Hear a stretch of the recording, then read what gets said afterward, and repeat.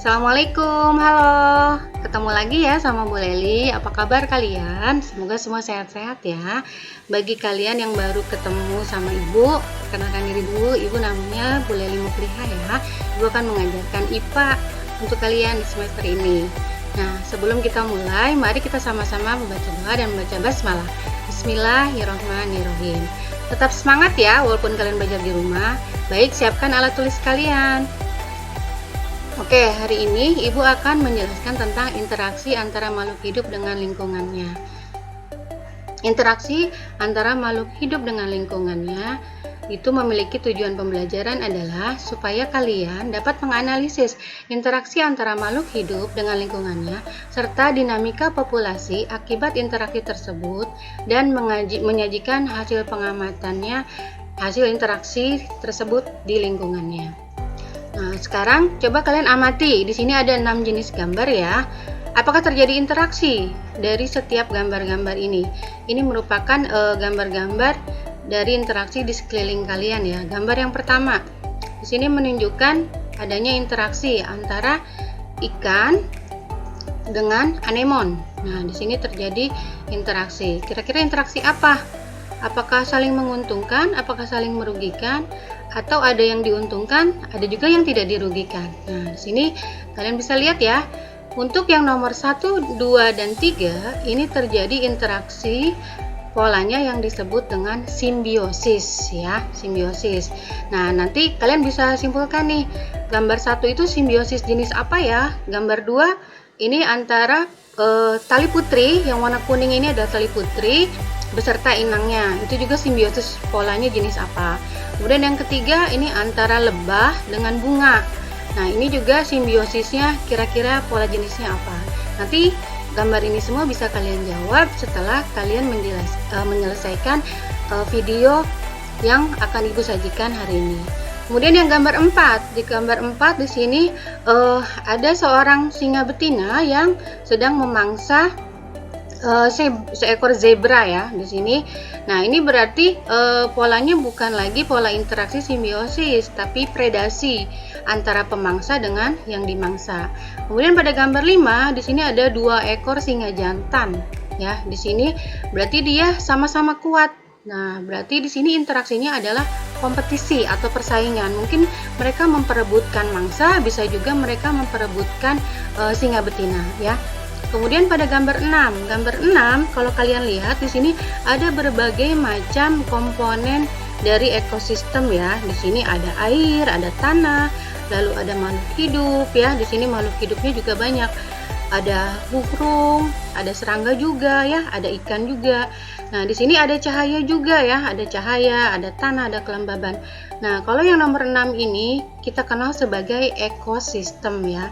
Di mana ekosistem ini terjadi adanya arus aliran energi. Nah, arus aliran energi secara sederhana itu selalu berpindah dari tempat tinggi ke tempat yang rendah. Jadi energi dari cahaya matahari kan tempatnya lebih tinggi. Nah, itu mengalir ke produsen. Cahaya matahari dibutuhkan untuk melakukan fotosintesis oleh produsen sehingga menghasilkan energi lagi. Nanti energi dari produsen dimakan oleh konsumen. Nah, nanti akan menghasilkan energinya berpindah lagi ke konsumen. Lalu dari konsumen tingkat 1, pindah lagi energinya ke tingkat 2, pindah lagi energinya ke tingkat 3, sampai ke pengurai. Terus siklus energi ini akan terus berlangsung ya. Ini adalah tentang ekosistem. Baik, Ibu lanjutkan ya. Nah, di sini komponen ekosistem yang dari gambar 6 tadi itu terbagi 2 ya. Ada yang namanya komponen biotik dan abiotik. Biotik itu terdiri dari 3 jenis ya. Namanya bio itu artinya makhluk hidup. Jadi komponen biotik itu pasti terdiri dari makhluk hidup ya. Ini ada 3 jenis ya. Yang pertama adalah produsen. Produsen ini dia bisa menghasilkan makanannya sendiri seperti melakukan fotosintesis sehingga menghasilkan energi yang tadi dijelaskan tadi ya. Nah, ini disebut sebagai organisme autotrof. Auto itu artinya sendiri. Artinya makhluk hidup ini membuat makanannya sendiri. Contohnya seperti tumbuh-tumbuhan. Kemudian untuk konsumen itu biasanya dia tidak bisa menghasilkan makanan sendiri. Nah, ini disebut dengan organisme heterotrof ya. Jadi dia butuh produsen untuk mendapatkan energi. Nah, konsumen ini terdiri dari karnivora, pemakan daging, herbivora, pemakan tumbuhan, dan omnivora. Omnivora itu pemakan segala seperti manusia ya. Makan daging iya, makan tumbuhan iya. Kemudian yang ketiga adalah pengurai. Pengurai ini berupa mikroorganisme ya. Contohnya seperti jamur dan bakteri. Dia mengurai ya dari organik menjadi anorganik. Nah, itu disebutnya sebagai pengurai ya. Kemudian yang kedua adalah komponen abiotik. Komponen abiotik ini berarti tidak ya, biotik berarti bukan makhluk hidup. Jadi komponen yang bukan makhluk hidup dalam ekosistem, contohnya seperti apa? Tanah, air, cahaya, baik cahaya matahari ya, atau cahaya lain gitu ya, suhu, kelembaban, kadar garam, pH atau derajat keasaman, mineral, oksigen, dan karbon dioksida ya. Nah, oksigen ini juga dihasilkan dari makhluk hidup. Nah, itu semuanya termasuk sebagai komponen abiotik. Kemudian Ibu lanjutkan lagi, di dalam ekosistem juga terdapat satuan makhluk hidup. Yang paling sederhana adalah disebut individu. Ini individu satu ekor macan, ya itu disebutnya individu. Ini seorang anak perempuan. Ini seorang anak perempuan. Nah, antara individu ini terjadi interaksi sosial atau terjadi juga interaksi atau hubungan ya. Nah, di sini selain individu juga ada yang disebut dengan populasi. Populasi ini terdiri dari banyaknya individu yang berkumpul disebut populasi. Seperti ini populasi jamur, populasi ikan di laut ya. Nah, selain populasi juga ada yang disebut komunitas ya. Komunitas itu kumpulan dari beberapa populasi. Kemudian selain komunitas baru disebut dengan ekosistem. Nah, ekosistem ini gabungan dari berbagai macam populasi ya. Nah, lebih luas lagi di luar ekosistem itu adalah biosfer. Ya, sebenarnya di bumi ini ada yang disebut biosfer, ada lagi lapisan atmosfer yang di udara ya. Hidrosfer itu lapisan air, litosfer itu lapisan batuan. Nah, biosfer ini lapisan yang di mana terdapat makhluk hidup tinggal ya. Itu satuan makhluk hidup dalam suatu ekosistem yang harus kalian ketahui. Kemudian, tadi Ibu sudah jelaskan sedikit bahwa antara makhluk hidup terjadi pola interaksi. Yang pertama adalah predasi. Predasi itu interaksi pemangsa dengan mangsanya. Tadi ada di gambar keempat ya, di mana singa memangsa zebra, itu predasi masuknya. Kemudian kompetisi, persaingan antar makhluk hidup. Tadi contoh pada gambar singa jantan dengan singa jantan, dia berkompetisi, misalkan memperebutkan mangsa, bisa juga bersaing memperebutkan singa betina, itu terjadi kompetisi ya. Artinya dia harus sama kuat baru dia bisa berkompetisi. Kemudian yang ketiga adalah pola interaksi simbiosis. Simbiosis itu ada mutualisme. Kalau mutualisme berarti saling menguntungkan ya, tidak ada yang dirugikan. Kemudian yang kedua komensalisme, ada yang diuntungkan, yang lain tidak dirugikan ya.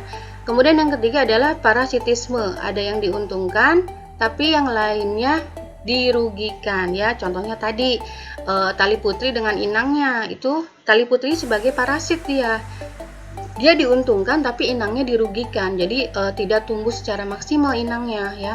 Tadi parasitisme termasuknya untuk yang tali putri dengan inangnya. Kemudian kalau yang komensalisme itu ada yang diuntungkan tapi yang lainnya tidak dirugikan. Itu adalah jenis-jenis pola interaksi. Jadi kalian bisa simpulkan contoh-contoh yang termasuk mutualisme itu yang mana, komensalisme yang mana, parasitisme yang mana. Kemudian dalam sistem makhluk hidup juga di sini terjadi interaksi makhluk hidup dengan lingkungannya. Tadi pada gambar tadi ya, di sini terjadi simbiosis. Nah, di sini antara ikan sama anemon ini berarti komensalisme ya, yang satu diuntungkan, yang satu tidak rugi. Nah, kalau antara lebah sama bunga ini mutualisme karena saling menguntungkan. Antara tali putri sama inangnya tadi parasitisme ya. Ini juga burung jalak sama kerbau. Ini berarti komensalisme ya. Si burungnya dapat makanan dari kutu kerbau ya. Sedangkan si kerbau kutunya jadi diambil, berarti ini untuk kerbau dengan burung jalak dia saling menguntungkan, ya, berarti saling mutualisme pola interaksinya. Kemudian terjadi dalam lingkungan makhluk hidup juga terjadinya rantai makanan. Ini contoh ya, dari padi dimakan oleh belalang, atau bisa juga tumbuhan lain ya, rumput bisa dimakan oleh belalang. Nah, belalang ini sebagai konsumen tingkat 1, lalu dimakan lagi sama katak konsumen tingkat 2, kemudian ular memakan katak, ini berarti konsumen tingkat 3. Lalu ular mati diurai oleh pengurainya jamur, ya, berarti ini pengurai. Kemudian kumpulan dari rantai makanan disebut jaring-jaring makanan, seperti ini gambarnya ya. Lalu jaring-jaring makanan juga bisa membentuk yang namanya piramida makanan.